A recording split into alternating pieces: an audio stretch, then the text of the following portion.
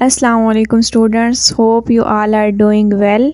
आज की इस वीडियो में हम स्टार्ट करने जा रहे हैं 8th क्लास कंप्यूटर साइंस का चैप्टर नंबर 3 जिसका नाम है माइक्रोसॉफ्ट एक्सेल। अच्छा, माइक्रोसॉफ्ट एक्सेल दरअसल एक सॉफ्टवेयर है। मज़ीद इसके बारे में आगे पढ़ते हैं। सबसे पहले आ जाती है स्प्रेडशीट की डेफिनेशन। इन सिंपल वर्ड्स अगर मैं आपको समझाऊं तो स्प्रेडशीट क्या है?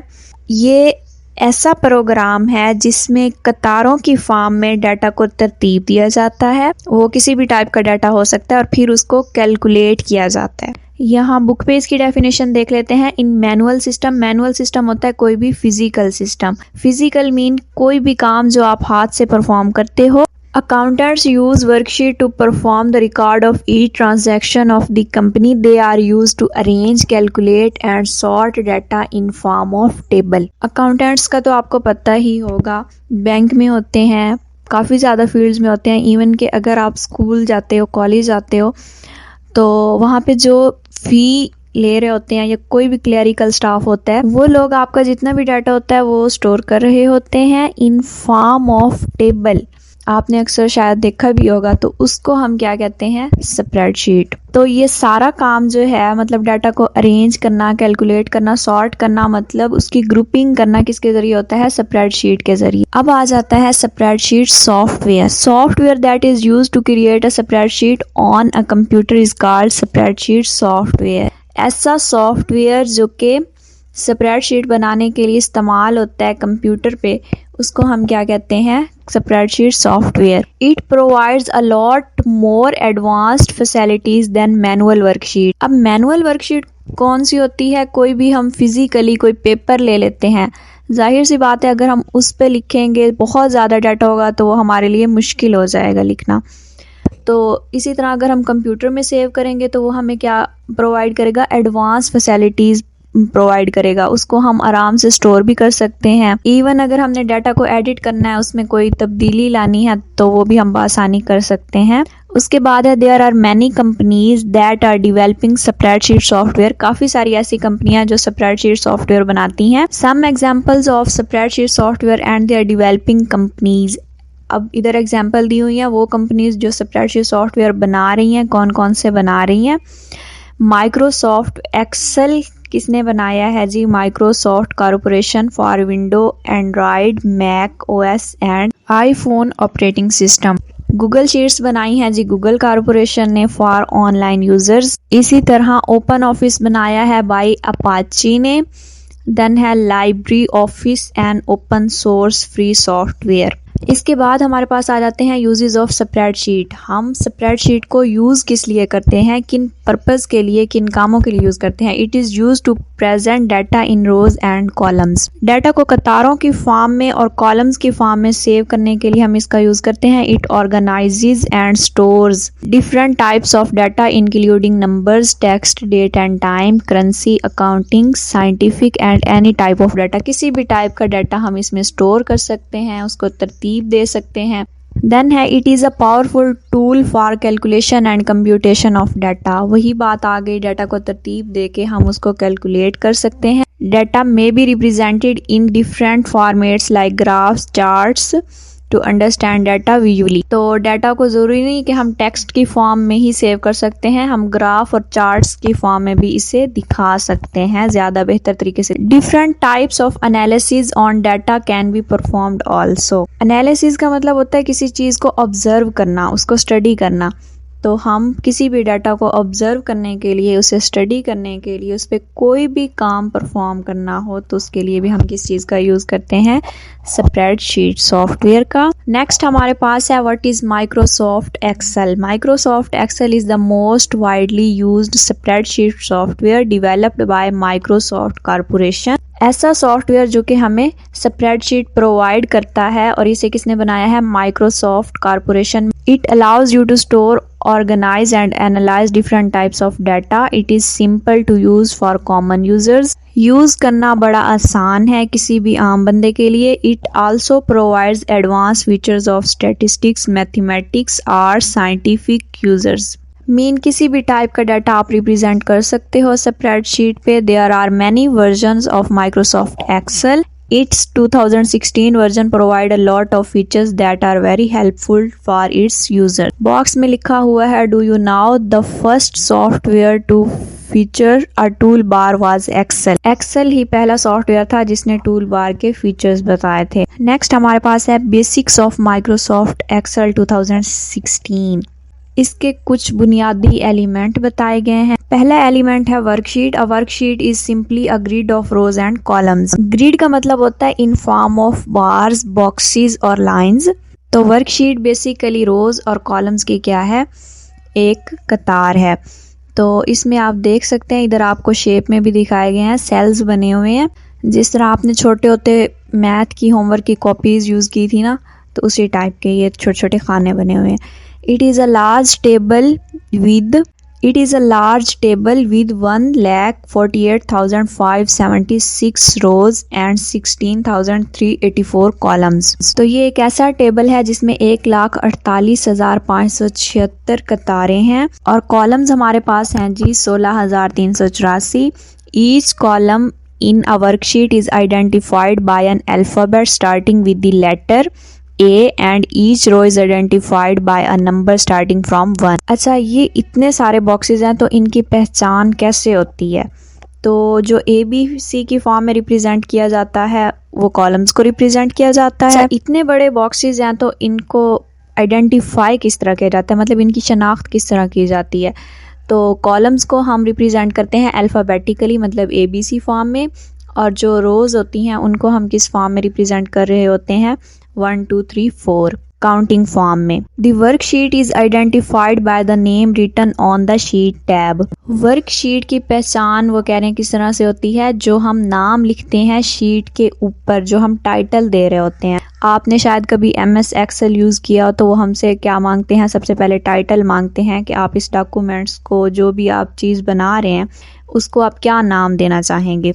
You can change the name and color of the sheet tab, insert, delete, move or copy a worksheet by right clicking on the sheet tab and selecting the proper option. हम उस sheet को colour दे सकते हैं कोई भी अपनी मर्जी का, और कोई पिक्चर इंसर्ट कर सकते हैं और डिलीट कर सकते हैं, मूव कर सकते हैं, उसको कॉपी कर सकते हैं. कैसे कर सकते हैं? By right clicking on the sheet. Sheet पर हम राइट क्लिक करते हैं और फिर हम क्या करते हैं, प्रॉपर ऑप्शन सिलेक्ट करते हैं जो भी हमने करना होता है उसके लिए.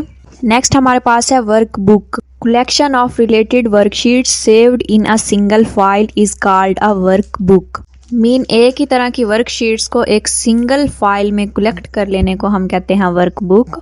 A work book typically contain 1 और मोर वर्कशीट. इसमें एक से ज्यादा भी वर्कशीट्स हो सकती हैं वर्कबुक में. ईच वर्कशीट इन अ वर्कबुक में इंक्लूड सिमिलर और डिफरेंट डाटा. मेन जरूरी नहीं है कि एक वर्कबुक में एक ही तरह की वर्कशीट्स हों, उनका डाटा डिफरेंट भी हो सकता है. देन हमारे पास आ जाती है सेल्स की definition. The intersection of rows and columns in a worksheet is called cell. Rows और कॉलम्स की जो तरतीब होती है उसको हम क्या कहते हैं जी, cells. Each cell is identified by its reference और address which is composed of a column head followed by a row header. और ये शनाख्त हम करते हैं जी हवाले से या एड्रेस से.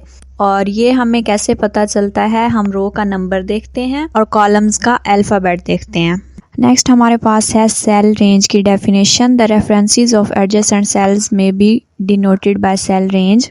मींस सेल्स की लिमिट, कितने सेल्स पर काम हुआ है, उसे हम कहते हैं सेल रेंज.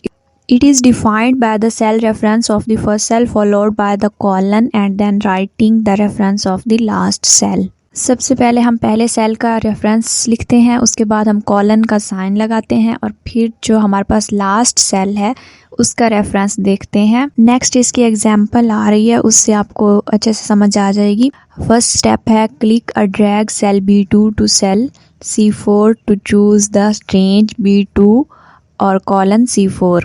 बी कॉलम हो और रो हमारे पास दूसरी हो, और रेंज कहाँ तक है फिर इसकी, सी हमारे पास कॉलम हो और रो जो हो हमारे पास वो हो 4 तक. तो इस तरह हमारे पास कितने सेल की रेंज आ गई, B2 कॉलन C4. डायग्राम को आप गौर से देखें तो आपको अच्छे से मजीद समझ आ जाएगी. देन इसी तरह से दूसरी एग्जांपल है A2 कॉलन C5.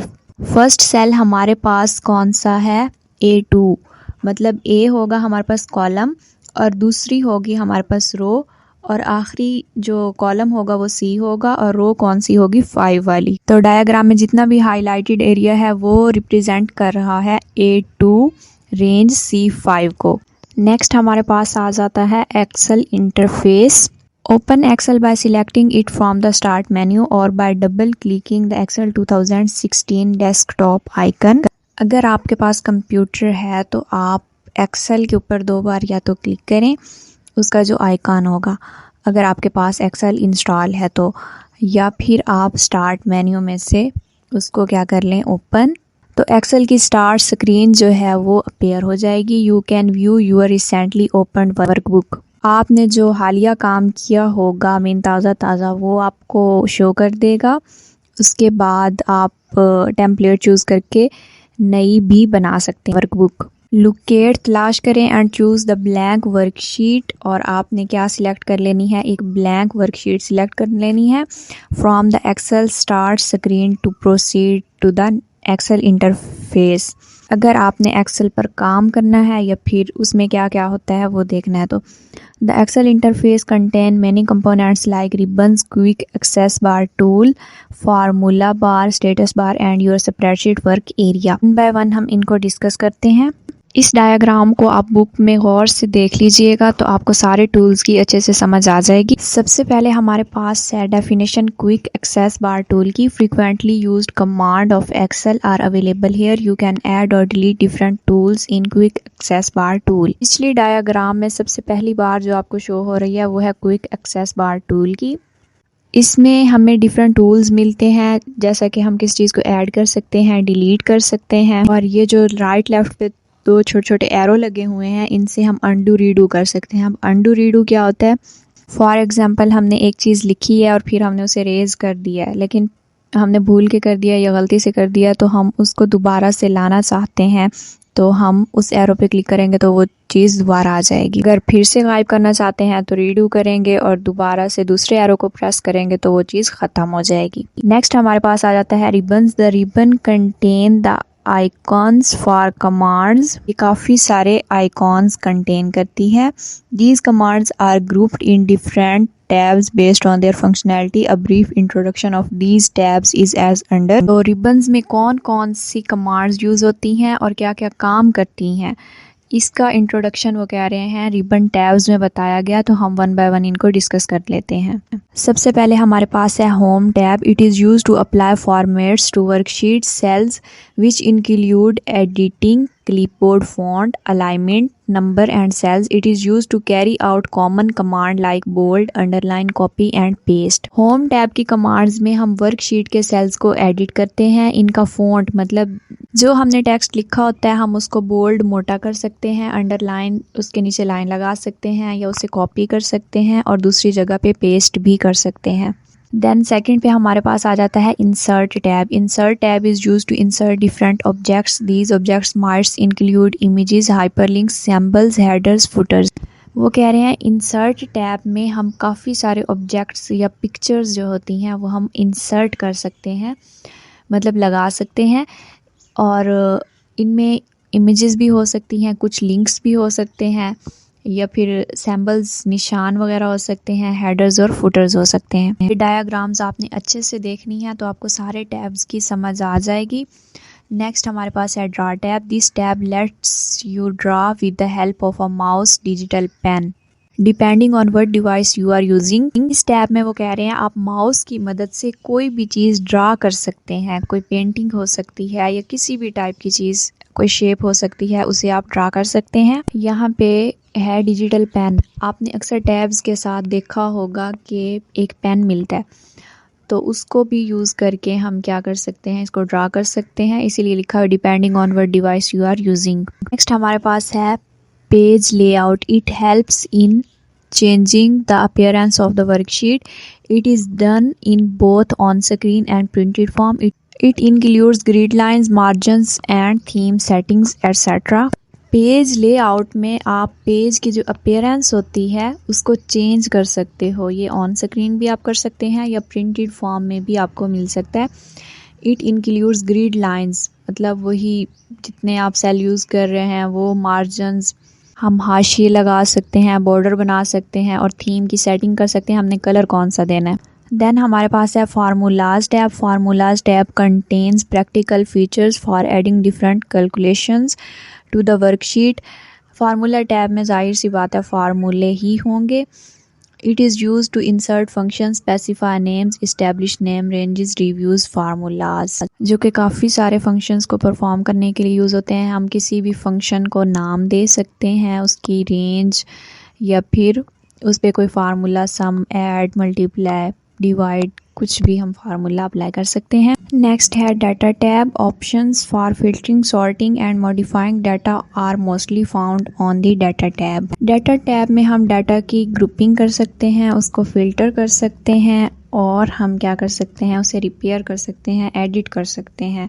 मॉडिफाइंग का मतलब होता है रिपेयर करना। नेक्स्ट हमारे पास है review tab. It helps in review the information like checking the spellings, translation, adding commits. It also helps to protect and share the worksheet and workbook. इसमें हम स्पेलिंग चेक कर सकते हैं, कहीं हमने कोई मिस्टेक तो नहीं की, ट्रांसलेशन कर सकते हैं और कोई हमने कमेंट ऐड करना है तो वो कर सकते हैं। और ये वर्कबुक और वर्कशीट को क्या करता है, प्रोटेक्शन प्रोवाइड करता है शेयर होने से। नेक्स्ट हमारे पास है view tab. It include commands that help in switching between the view of workbook, freezing pans, adding macros. जब हम फ्रीजिंग पैन्स अप्लाई करते हैं किसी टेक्स्ट पे या किसी सेल पे तो वो सेल और टेक्स्ट क्या हो जाता है, फ्रीज हो जाता है, स्क्रॉल नहीं हो सकता, इधर उधर नहीं होता, हिलता बिल्कुल भी नहीं है, फ्रीज हो जाता है और उसको हम एडिट नहीं कर सकते तब तक जब तक हम इसको फ्रीजिंग पैन ख़त्म ना कर दें। मीन उसे लॉक कर देता है, बाकी सारा डाटा जो है उसको हम स्क्रॉल कर सकते हैं। इसी तरह एडिंग मैक्रोज, ये डाटा को बेसिकली तरतीब देने के लिए इस्तेमाल होता है, या फिर एक चीज़ रिपीट हो रही है तो उसे हम एक ही फार्मूले से या एक ही फंक्शन से रिप्रेजेंट कर सकते हैं। अगर हमने वर्कशीट के डिफरेंट सेल्स में डाटा लिख दिया और हम उसको एक ही कॉलम में लेके आना चाहते हैं तरतीब उसकी, तो हम क्या अप्लाई करते हैं, मैक्रोज। या फिर अगर फॉर एग्जांपल हम बार बार सम कर रहे हैं, सम का मतलब साइन लगा रहे हैं, तो हम समेशन लगा देंगे। उससे क्या होगा, हमारे पास जितनी भी वैल्यूज़ हमने लिखी हैं वो एक ही बार सम हो जाएंगी, हमें बार बार प्लस प्लस नहीं लिखना पड़ेगा। तो ये था जी फ्रीजिंग पैन्स और एडिंग मैक्रोज। तो जितने भी रिबन स्टेप्स थे वो हमारे पास ख़त्म हो गए हैं। नेक्स्ट हमारे पास है formula bar. Right about the spreadsheet is the formula bar. Spreadsheet के राइट साइड पे ऊपर हमारे पास क्या होता है, फार्मूला बार होती है। When you enter a formula और function in the cell it appears here in the formula bar. किसी भी सेल में आप कोई वैल्यू लिखते हो और फिर उन पे आप फार्मूला अप्लाई करते हो तो उसकी जितनी भी कैलकुलेशन होती है वो सेल पे अपेयर हो जाती है। नेक्स्ट हमारे पास है status bar. It is use to display information, different function, sum, count, average of the sales may be displayed in the status bar. A lot of other information may be displayed in status bar by right clicking and choosing the options. तो status bar में भी काफ़ी सारे हमारे पास option होते हैं जो कि हम राइट क्लिक करके चूज़ कर सकते हैं। इसमें डिफरेंट फार्मूलाज होते हैं एवरेज के, काउंट के। तो आप अगर एक्सेल यूज़ करते हैं तो इसको लाजमी चेक कीजिएगा। अब आ जाता है हमारे पास स्प्रेडशीट वर्क एरिया, जो कि इस लेक्चर का है last topic. It is the place where the main work is done on the data in Excel. जितना भी एरिया जिस पे हमने मेन काम करना होता है एक्सेल में उसे हम क्या कहते हैं, स्प्रेडशीट वर्क एरिया। मीन हमारा काम जितने भी एरिया को कवर कर रहा है ना उसको हम कहते हैं स्प्रेडशीट वर्क एरिया। तो आज का लेक्चर हुआ जी एंड। नेक्स्ट लेक्चर की वीडियो आपको इंशाल्लाह इसी फ्राइडे को मिल जाएगी। वीडियो अच्छी लगी हो तो लाइक और शेयर कर दें, चैनल को सब्सक्राइब लाजमी कर लें। अगर आप इस चैनल पर नए हैं तो किसी चीज़ की समझ नहीं आई, आपकी कोई भी रिक्वायरमेंट है तो आप कमेंट बॉक्स में लाजमी बताएं, अच्छा रिस्पॉन्स दें। नेक्स्ट वीडियो तक के लिए अल्लाह हाफिज़।